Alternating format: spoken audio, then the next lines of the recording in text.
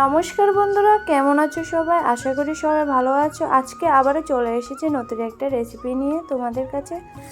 আজকে আমি সিম আলু দিয়ে মাছ রান্না করব। আগের থেকে আমি সিম আলুটা কেটে নিয়েছি, এখন আমি মাছটাকে ভেজে নেব। এই দেখো, আমি সিমটা আলুটা ঠিক এভাবে আমি কেটে নিয়েছি। মাছটা আমার ভাজা হয়ে গেছে।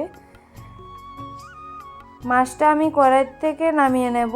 ওই মাছ ভাজা তেলের মধ্যে আমি একটা গোটা পেঁয়াজ কুচি কুচি করে কেটে নিয়েছিলাম, এটা দিয়েছি। এখন আমি কাঁচা লঙ্কা বাটা দিয়েছি 2 চা চামচ, দিয়ে দেব পরিমাণ মতো নুন, হলুদ, জিরে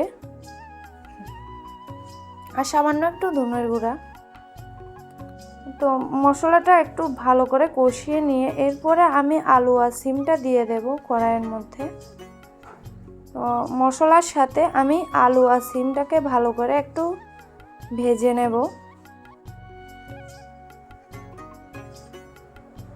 সিমগুলি কিন্তু বেশি ভাজতে হবে না, ভাজা একটু মোটামুটি হয়ে আসলে তখন এর মধ্যে মাখা মাখা করে আমি জল দিয়ে দেব।